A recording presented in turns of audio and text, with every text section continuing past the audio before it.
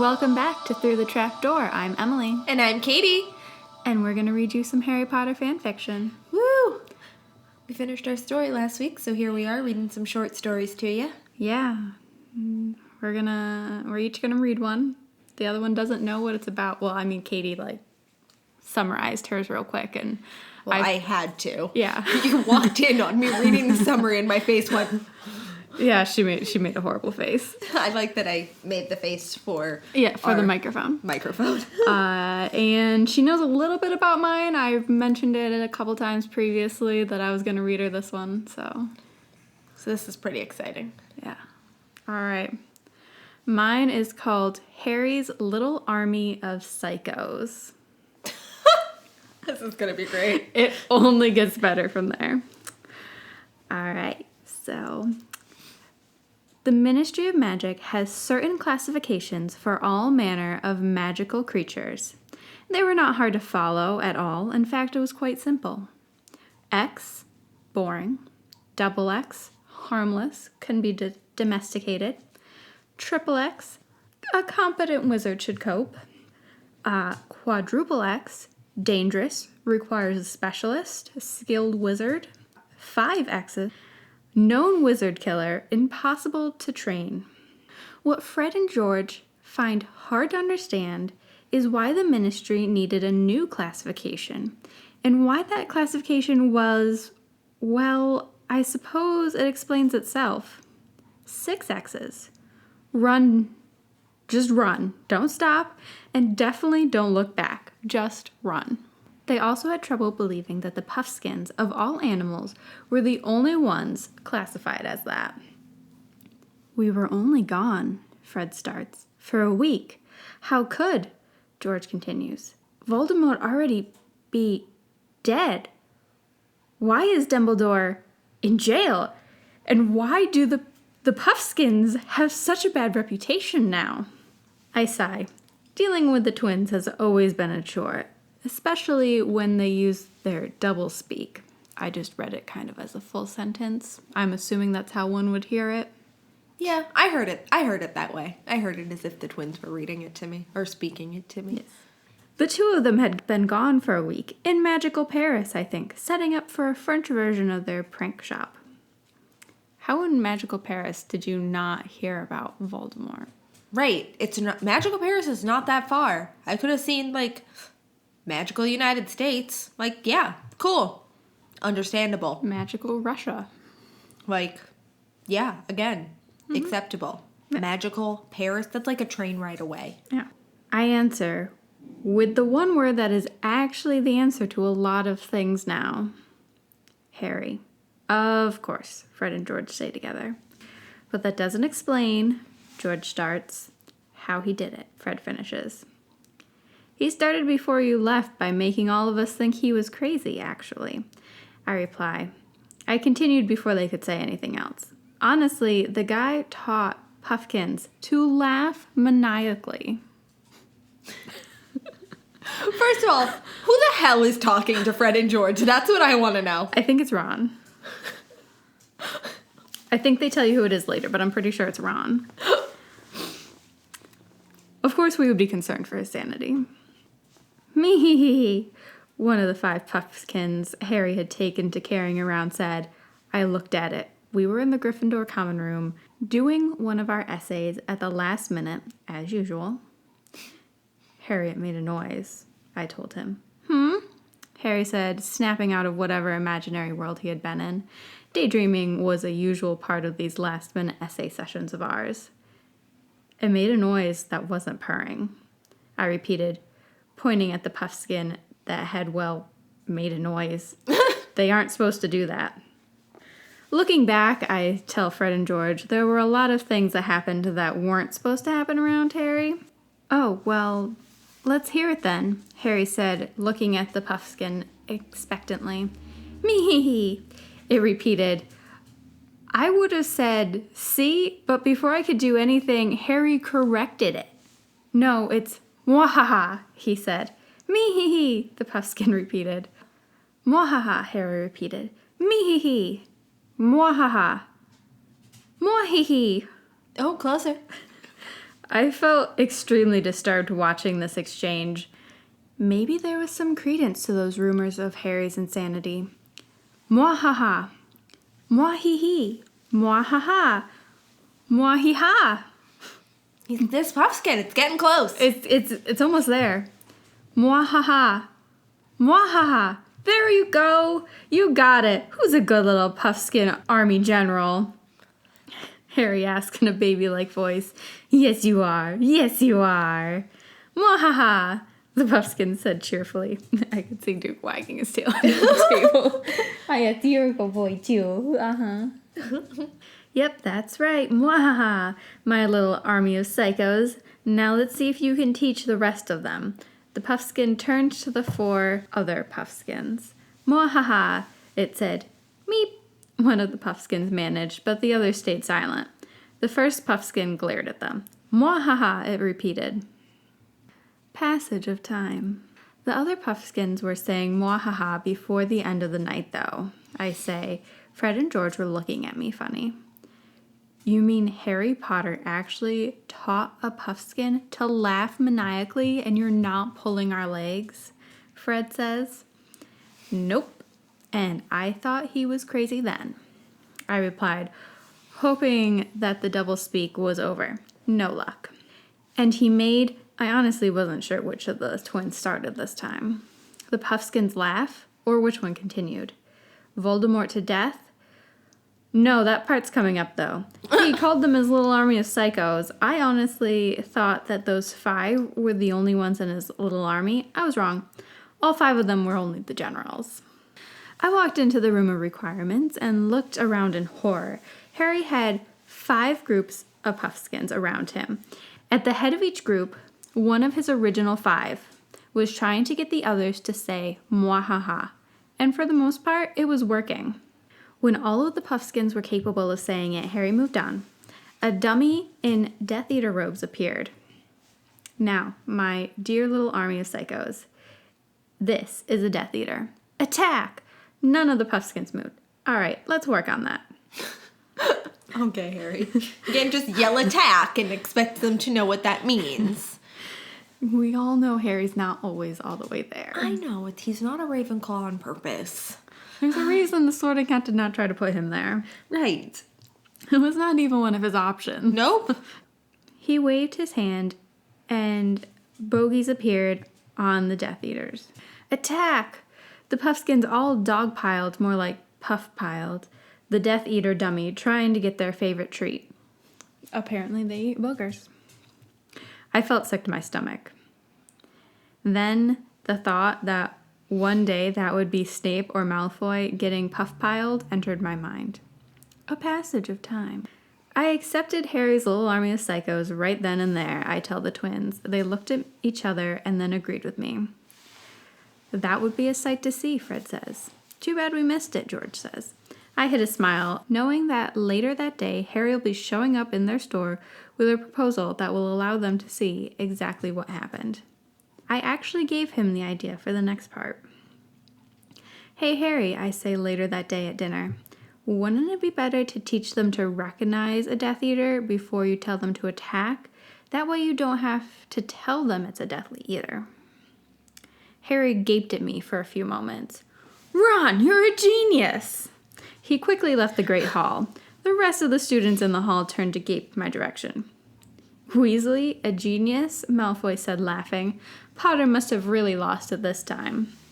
I'd like to see you say that when he unleashes his little hellions I just gave him the idea for on Voldemort, I said smugly. Malfoy quickly shut up. Yeah, you shut him up real good, Fred says. Did Harry really make them recognize Death Eaters? George asked. Yep, Death Eaters, Voldemort, Dumbledore, Fudge, and Minister Bones. Harry was showing off his Puffskins to me and Hermione. Hermione was tapping her foot impatiently. Harry, what are we doing here? She asked, practically growling. Our newts were in 2 weeks and she wanted to study. You'll see, Hermione. I taught them to recognize certain people. Watch. With that, Harry flipped a switch. The army of Puffskins turned to watch as one of the walls rotated. A regular dummy was there. All the Puffskins stayed quiet. The wall rotated again. Another regular dummy. The Puffskins stayed quiet. The wall rotated again. Black roads. White half-skull mask. Death Eater! The Puffskins all screeched. Death Eater! Death Eater! The wall rotated. Another normal dummy. The Puffskins quiet. They're Death Eater detectors? Hermione asked in awe. That's not all. The wall rotated again. The dummy looked quite a bit like Harry's description of Voldemort. Moldy shorts! Moldy shorts! The Puffskins yelled. I can't get them to say Voldemort for some reason, but I suppose it's close enough. Good old Moldy. You're kidding, Fred demands. Nope, they really yelled moldy shorts, I reply. That's great. The wall rotated. Another normal dummy. The Puffskins quieted down again. The next rotation of the wall produced the same thing. The next rotation brought a dummy that had a good resemblance to Dumbledore. Bastard! The Puffskins shrieked. Harry, you taught them that word. Hermione, I only have them calling him the name he deserves. He forced me back to the abusive relatives year after year, and I know he knows because my letter to Hogwarts was addressed to the cupboard under the stairs. And just about every year here, I have faced some sort of trial that he could have easily prevented.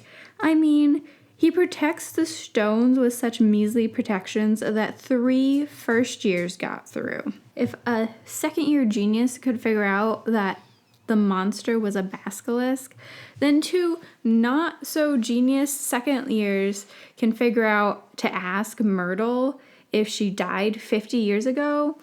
Wouldn't a 100-some-odd-year-old genius figure be able to figure it out before us? And in 3rd year, like hell, he couldn't do anything for Sirius. He was the head of the Wizengamot and supreme mugwump of the International Confederation of Wizards. The only reason he didn't help Sirius is so that he could send me back to the Dursleys, because Sirius would have demanded I stay with him. And in 4th year, I may not have known it then, but I read the Tri-Wizard Tournament rulebook since. And if I had wanted to get out of the tournament, I could have. He stopped me by telling me that I'd lose my magic and go back to the Dursleys for good. The truth is, the goblet would have taken the magic of the person who put the name in the goblet, not the person whose name was in there. And do I really have to go on to the other years?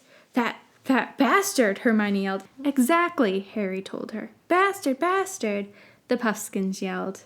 The wall rotated again, showing a normal dummy, causing the Puffskins to be quiet. Is that the reason Dumbledore's in prison? George asked. Yep, Hermione started up such a fuss with Minister Bones, and Bones ordered the arrest warrant for Albus Dumbledore. After Voldemort was dealt with anyways. Can I get on with the story now? The wall rotated again, showing a dummy with a great likeness to Cornelius Fudge, who had been kicked out of office last month. Idiot! Moron! Idiot! Idiot! The Puffskins shrieked. Some were using idiot, others were using moron. Hermione gaped at it for a few seconds before laughing her head off. The wall rotated. Another normal dummy. The wall rotated again. This dummy looked like the current Minister of Magic, Amelia Bones. Amelie! Bonesy! The Puffskins yelled. Mealy! Mealy! I can't get them to say Amelia Bones either, but it's close enough. My little army of psychos is almost complete. They can laugh maniacally, and they recognize all the important people they need to recognize. Now I just need to teach them how to attack. I'm starting to worry for Harry's sanity by now. Did Hermione have any objections to this? One of the twins asked. I lose track of them far too easily. I can't tell which one it is. Nope, not after all the cuteness. Cuteness? I still can't tell which one it is. I like how Ron is just admitting. Yeah, I don't know which one of my brothers is talking to me. Attack? Hermione screeched. What do you mean attack? You can't seriously be considering using them as cannon fodder. Of course not, Harry told her. I intend to use them to take out all of the Death Eaters while I take out Voldemort. What? They'll never last a second against Death Eaters. What the hell do you think? Hermione continued ranting, but I was far more interested in Harry's sigh. He turned to the Puffskins and pointed at Hermione. Cuteness, he said. The Puffskins turned towards Hermione. Pichoo! They yelled. Hermione immediately stopped ranting and stars appeared in her eyes. So cute! Bloody hell, I said in amazement. The twins repeated my sentiment. I seriously started to think that Harry had mental problems, but I didn't really care at the time. He was readying his little army of psychos against Voldemort and his Death Eaters. Who was I to stop him? "Attack!" Harry said. "Attack!" One of the Puffskein generals said. "Attack! Attack! Attack! Attack! Right! My little army of psychos, attack!" "Attack!" the Puffskein generals repeated. Harry waved his wand and the boogies appeared on the dummy. The Puffskins attacked. I ended up being dragged away by Hermione. Our first newts were in 2 days and she demanded I study. Apparently Harry was off the hook to train his little army of psychos. When I came back after newts were over, Harry had trained them to attack Death Eaters. I'm not completely sure how he did it. The wall rotated, showing a Death Eater. "Death Eater!" Puffskin screamed. "Attack!" one of the Puffskin generals yelled. The Puffskins attacked the dummy. When they finally got off the dummy, there was no change to it, save to a few wrinkles on its ropes. What good do they do if they don't cause any damage? Harry only grinned. "Uh-oh," Fred says. Harry only grins like that when he's about to do something mischief-like. "Yep," I say, "live test subject." "Who?" George asks. "Snape," I answer. Harry dragged me all the way down to the dungeon with his little army of psychos following behind us. "Where are we going, Harry?" I asked. "You'll see." He says, "Potter, Weasley." I paled when I heard Professor Snape's voice. As it turned out, there was no reason to worry. "Death Eater!" Puffskins yelled. "Attack!" yelled one of the generals. The Puffskins attacked Snape, who fell to the ground. Snape started laughing, and I was thoroughly disappointed until he passed out. "What the hell?" I asked. "The Death Eaters don't necessarily have to die, they just have to be out of the way." And the Puffskins attack them in search of boogies. The Death Eaters will laugh as the Puffskin tongues tickle them until they're laughing so hard they can't breathe. And once that happens, they pass out, and then I just have to deal with Voldemort. "Cool," I say. He's gonna tickle them till they pass out. That's fantastic. Oh, Harry. Yep. But what if a Death Eater in question wasn't ticklish? Fred asked. Well, Harry thought of that too, and he called on Pettigrew's life debt. "Damn," Fred says, whistling. "Peter, Tyler, Pettigrew, I, Harry James Potter, demand your presence to discuss the settling of your debt." A bright light, and several squeaks later, Wormtail transformed into Peter. "Harry, nice Harry," the man stuttered. "You will put a drop of this in every Death Eater's drink by the end of the week." Harry handed the man a large vial of pink liquid. "You will send a letter when you're done. If you are truthful in completing your task, then I will release you from your debt. And Peter, I mean every Death Eater. That includes you." "But," "No buts, Peter. I give you my word the potion will not harm you. It's just to keep the Death Eaters from attacking me while I attack Voldemort." "Yes, Harry," Peter said. He pocketed the vial and transformed back into Wormtail and disappeared with another flash of white light. "What potion was that?" I asked Harry. "Tickle me pink. It will make all of them nice and ticklish, just in case." "Ha ha ha, finally. I was wondering if he'd use that potion. We gave it to him a few years ago." Again, I wasn't sure which twin it was. So, do they keep switching places? I don't understand how you keep losing track of them. I don't know either. So it was you who gave that to him. I wasn't sure where he'd got it. "And that didn't bother you?" one of the twins asked. If him teaching Puffskins to laugh maniacally and to recognize and attack Death Eaters wasn't normal, maybe. But as far as I'm concerned, it's just Harry. So what happened next? Well, Voldemort took steps to ensure his immortality, Horcruxes, and naturally, Harry had an answer. "I haven't heard of Horcruxes before," Hermione said. I gaped at her in disbelief. Harry, on the other hand, wasn't so shocked. "Of course you haven't. They're the worst form of dark arts imaginable. What makes you think Hogwarts has any written record of them?" "I'm confused," I said. "Me too," Hermione agreed. I gaped at her again. "Horcruxes are basically items that hold pieces of Voldemort's soul." "He split his soul?" I asked, mortified. It was, after all, the worst thing a witch or wizard could do to themselves. "Yep, and now we need to destroy them all." "How many are there?" Hermione asked, no doubt preparing to make a list. No clue, Harry replied. Do you have any idea where any of them might be? Hermione asked, staring at him in disbelief. One or two, but that's easily remedied. Watch. Accio Voldemort's Horcruxes. Harry, you can't seriously think that would work, Hermione said. Heads up, I yelled, ducking. Hermione followed. Harry remained standing and plucked them out of the air as they flew towards him. It's not how magic works. Oh my god, it did work, Hermione said as another object flew towards Harry, coming into view. It's not how magic works. It worked, she kept repeating. It's not how magic works. It's not how magic works. It is. Shh, it is. It's not how magic works. He summoned them. That's it. I'm pretty sure it was Fred asking. Yep, that's it. Like I said, it's just Harry. The twins stared. Yes, well, just Harry happens to be insane. Continue, George orders. Oh yes, great one, I say sarcastically before continuing the story. Ew, ew, ew, ew, ew, Hermione said with every step she took. Harry, if we survive this war, I'm killing you. The three of us were in the Chamber of Secrets. Apparently the only way that Harry knew to destroy Horcruxes, of which he now had 5 of Voldemort's, including Nagini, nasty snake, was the venom of a basilisk. Luckily, we happened to have one that was available, and it was already dead. That's not how magic works. Katie's just giving me death glares from the other side of the microphone. That's not how magic works. I look forward to it, Harry said. Hermione had insisted that the two of us be here when Harry destroyed the Horcruxes. Harry reluctantly allowed us to go with him. I found a familiar rock on the floor. Hey, Harry, look, I told him, holding up the rock. Isn't that the rock you beamed Lockhart around the head with? Yep. Oh, goody, a souvenir just for you, Hermione said, looking at us both strangely. You two are insane. Well, fact. Yep, Harry and I said at the same time. All right, come on this way, Harry said, leading to the inner chamber. The basilisk was huge and surprisingly looked pretty well considering it had been dead for 5 years. Harry picked up a lone basilisk fang that was laying on the floor. Time to see if this thing still has any venom left. One by one, Harry stabbed the Horcruxes with the fang. One by one, a screaming black mist came out of the Horcruxes.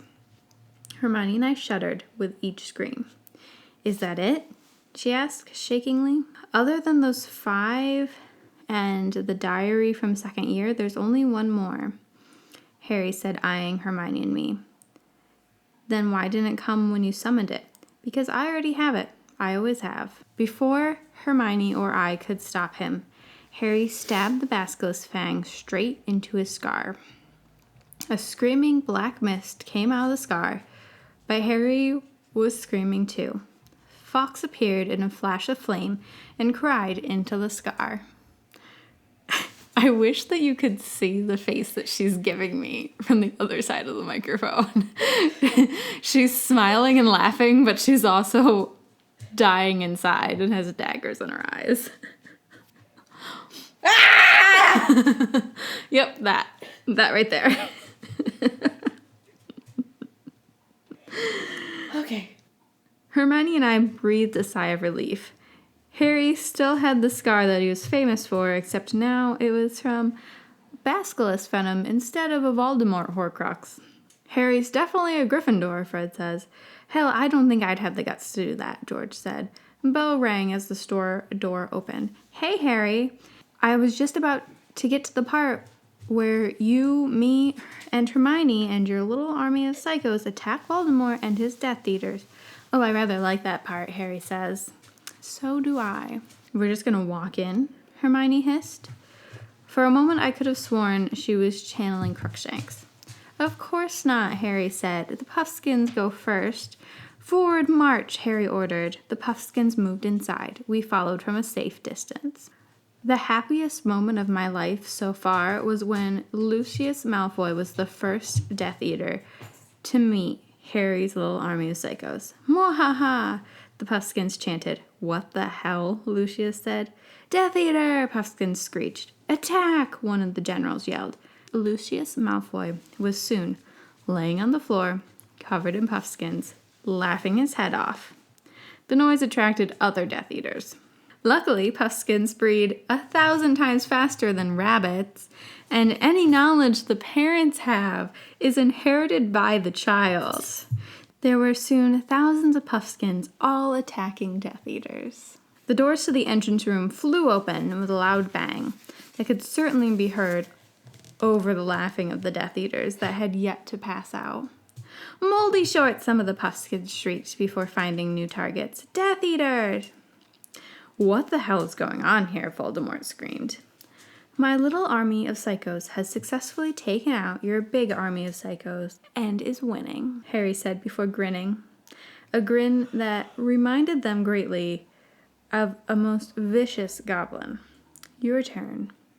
A goblin grin? Really, Harry? George asked. Yes, I practiced with Griphook. In return, he got the Gryffindor sword. It's not like I was going to use it. It will go back to the Sorting Hat on its own in a few months anyway. All right, enough. I want to hear how Harry killed Voldemort. Fred says, I didn't. I grinned at Harry's answer. Mutato Puffskeins, Harry cast. Hermione and I both watched in fascination as a greenish-blue light spread out of his wand and hit Voldemort in the chest before he could react. Voldemort squeaked before morphing into a Puffskein. Nice one, Harry, I said, staring at the red-eyed black fluff that was now Voldeskin? Or was it Puffmort? I wasn't sure. You transformed him into a Puffskein? Fred asked, disbelieving. Yup, Harry said. What exactly did you do with? Both twins at once seemed to be at a loss for words. Puffmort? I offered. It was my favorite of the two names. Yes, George said. Oh, I gave him to Luna as a pet on the one condition that she never lets him out of the cage. I feel like if I was going to do that, so I would give it to him. Oh, yeah. I would totally give it to Luna. Although Luna would for sure let him out of the cage. I feel like she'd be less likely to let them out of the cage than Hagrid. Oh, for sure. You're scary. Brilliant, but scary, Fred tells Harry. I grinned, remembering when I said that to Hermione. And why Puffskeins, Harry? George asked. Well, you could AK the things and they still wouldn't die. Not to mention the cuteness factor. To prove his point, Harry pulls a Puffskein out of his pocket. Cuteness, he says, pointing at the twins. Pachoo, the Puffskein said. So cute, Fred and George say together with stars in their eyes. Harry pockets the Puffskein. Why do you just keep these things in your pocket, Harry? Yeah. That's, like, mean. Keep them on your shoulder like Ginny did. Yeah. And the two twins return to normal. They shake their heads, probably to clear them. Damn, no wonder Hermione fell for that. I lost track of which twin it was again. Before I forget, Harry says, pulling a vial out of his pocket and handing it to the twins. In this vial is memory of the final battle with Voldemort. Feel free to do with it whatever you would like. I couldn't help but to grin at the dumbfounded yet happy looks on the twins' faces. Come on, Harry, I say. We've got a meeting with Hermione for lunch. I think Luna and Neville are coming too. Man, we leave for a week and we miss everything, I hear Fred say as Harry and I leave the store. Yeah, next time Lee goes to set up the international shop. End. Well, that was delightful. It's not how magic works, but cool. I loved it. It was marvelous. This was much longer than I feel like we thought it was going to be, so I think y'all are going to have to wait for my story till next week. All right, guys, thank you so much for joining us. Please subscribe and leave a review on iTunes. A nice one. And you can follow us on Instagram and Facebook at Through the Trapdoor 16 and on our Twitter at The Trapdoor 16. Because Through the Trapdoor was too long for Twitter. Yep. And you can email us at throughthetrapdoor16@gmail.com with any story suggestions, or if there's anything you think that we need to see, whether it's a meme or another fan fiction, or if you have anything to say to us. Bye. Bye.